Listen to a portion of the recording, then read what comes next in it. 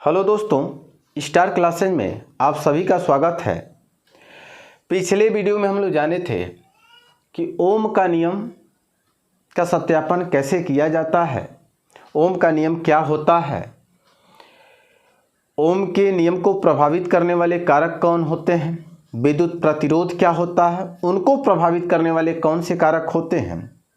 इन सभी टॉपिकों का अध्ययन हम 1 बाय 1 कर चुके थे। इस वीडियो में हम लोग जानेंगे कि प्रतिरोधों का संयोजन किस प्रकार से किया जाएगा। तो बता दें कि प्रतिरोधों का जो संयोजन होता है वो 2 तरीकों से होता है। एक श्रेणी क्रम में होता है और दूसरे नंबर पे क्या बताइएगा, समांतर क्रम में। मैंने क्या कहा, पहले नंबर पे जो प्रतिरोधों का जो संयोजन होता है वो श्रेणी क्रम में होता है और दूसरे नंबर पे प्रतिरोधों का जो संयोजन होता है वो समांतर क्रम में होता है। समझ में आ रहा है। अब श्रेणी क्रम में प्रतिरोधों का संयोजन हम किस प्रकार से करते हैं, इस वीडियो में बस इसी का हम जिक्र करेंगे और अगले वीडियो में हम लोग जानेंगे कि प्रतिरोधों का संयोजन हम समांतर क्रम में किस प्रकार से करेंगे। तो प्रतिरोधों का संयोजन हम करने के लिए क्या करते हैं, प्रतिरोधों को कुछ इस प्रकार से व्यवस्थित करते हैं। यानी कि प्रतिरोधों का संयोजन श्रेणी क्रम में करने के लिए, अर्थात इस क्रम में प्रतिरोधों का संयोजन हम उनके सिरों से सिरा मिला करके करते हैं। क्या कहें, उनके सिरों का सिरा। कहने का तात्पर्य कि पहले प्रतिरोध के ये पहला प्रतिरोध है R1, इस पहले प्रतिरोध के पहले सिरे को हम क्या करते हैं, बैटरी के धन के साथ जोड़ देते हैं और इसके दूसरे सिरे को दूसरे प्रतिरोध के पहले के साथ, देखिए दूसरे का पहला है, ठीक है, ये दूसरे का पहला है लेकिन यह सिरा क्या, पहले प्रतिरोध का दूसरा है। तो पहले प्रतिरोध के पहले सिरे को हम बैटरी के धन ध्रुव से जोड़ देते हैं और इसके दूसरे सिरे को दूसरे प्रतिरोध के पहले सिरे के साथ, और फिर इसके दूसरे सिरे को यानी दूसरे प्रतिरोध के दूसरे सिरे को हम तीसरे प्रतिरोध के पहले सिरे के साथ जोड़ते इसी क्रम में चले जाते हैं और आखिरी में क्या करते हैं, अंतिम प्रतिरोध के दूसरे सिरे को हम पृथ्वी क्या बोला जाता है, ये कुंजी से होते हुए बैटरी के ऋण ध्रुव से जोड़ देते हैं। ये हमारा बैटरी है, ठीक है। और ये मान लीजिए धारा को बताएं कि धारा का प्रवाह को दिखाएं। समझ में आ रहा है। तो अगर आपसे पूछा जाए कि इस क्रम में यानी श्रेणी क्रम में प्रतिरोधों का संयोजन हम किस प्रकार से करते हैं, तो प्रतिरोधों का संयोजन हम इस प्रकार से करते हैं। पहले प्रतिरोध के पहले सिरे को हम बैटरी के धन ध्रुव के साथ जोड़ देते हैं और इसके दूसरे सिरे को दूसरे प्रतिरोध के पहले के साथ और दूसरे प्रतिरोध के दूसरे सिरे को हम तीसरे के पहले के साथ इसी क्रम में हम जोड़ते चले जाते हैं और आखिरी में क्या करते हैं, अंतिम प्रतिरोध के दूसरे सिरे को हम बैटरी के ऋण ध्रुव से जोड़ देते हैं। आपको बता दें, इस प्रकार के संयोजन में सभी प्रतिरोधों में धाराएं समान बहती है। इस प्रकार के संयोजन में सभी प्रतिरोधों में धाराएं समान बहती हैं, लेकिन इनके सिरों के बीच का जो विभवांतर होता है वो भिन्न भिन्न होता है।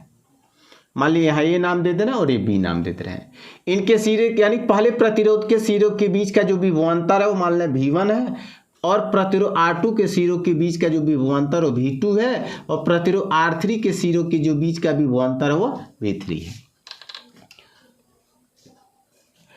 इस प्रकार के संयोजन में सभी प्रतिरोधों में धाराएं समान बहती हैं, लेकिन उनके सिरों के बीच का जो विभवांतर होता है वो भिन्न भिन्न होता है।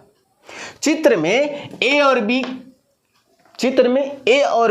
बिंदु A और B के बीच 3 प्रतिरोध R1, R2, R3 श्रेणी क्रम में जुड़े हैं।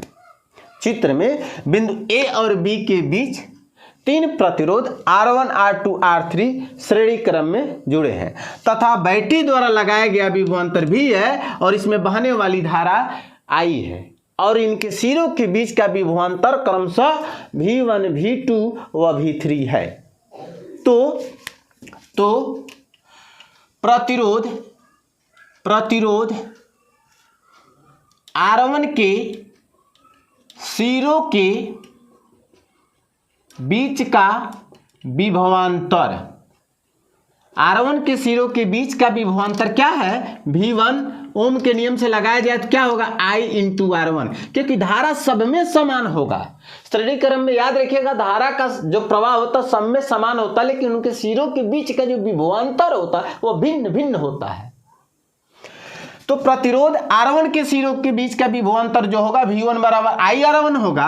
अब प्रतिरोध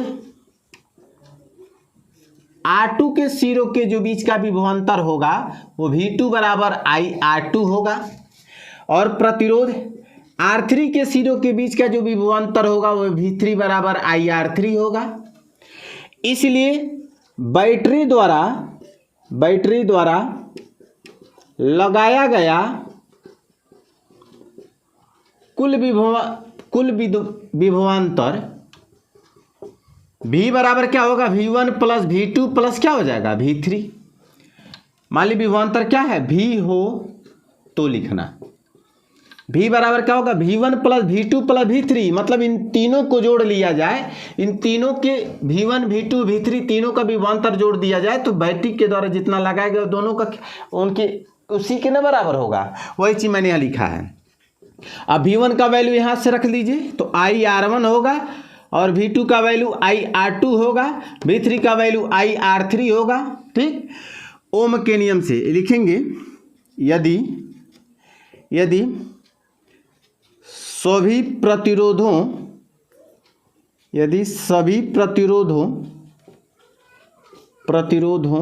का तुल्य प्रतिरोध, यदि सभी प्रतिरोधों का तुल्य प्रतिरोध R हो तो ओम के नियम से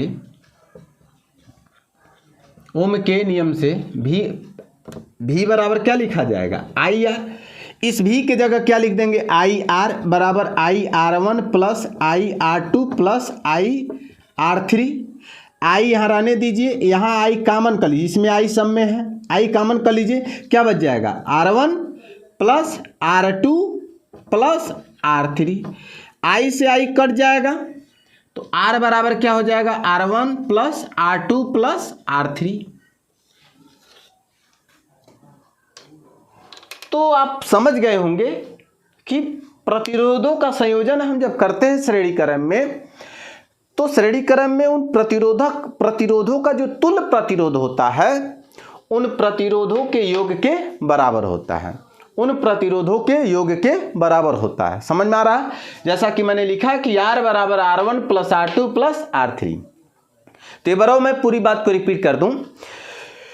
श्रेणी क्रम में प्रतिरोधों का संयोजन हम इस प्रकार से करते हैं, जो मैं बोल रहा हूं चाहो तो आप अपने कॉपी पे लिख भी सकते हैं। अगर लिखना नहीं चाहते हैं तो आप सीधे हमारे टेलीग्राम से जुड़ जाइए, वहां से आपको PDF मिल जाएगा। ठीक है, शुद्ध हैंड राइटिंग में लिखा हुआ है। श्रेणी क्रम में प्रतिरोधों का संयोजन हम इस प्रकार से करते हैं।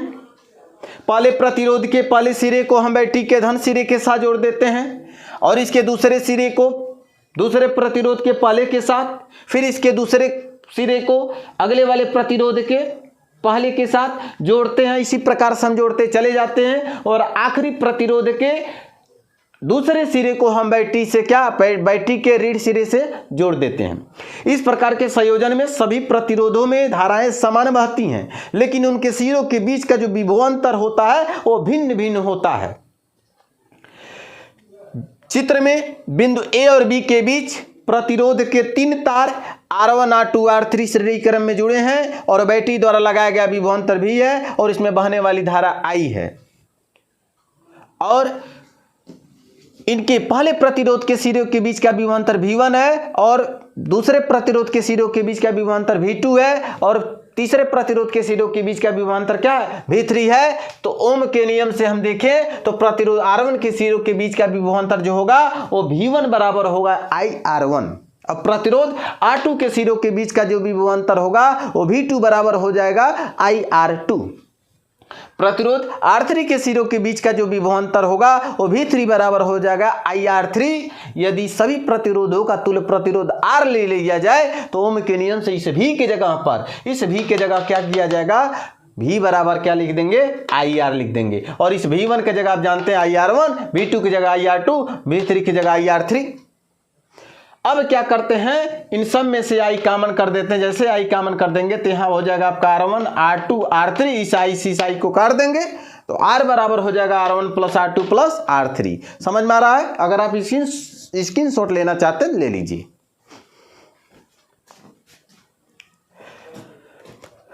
तो इस वीडियो में इतना ही। अगले वीडियो में हम मिलेंगे एक नए टॉपिक के साथ, एक नए अंदाज में। तब तक के लिए जय हिंद, जय भारत।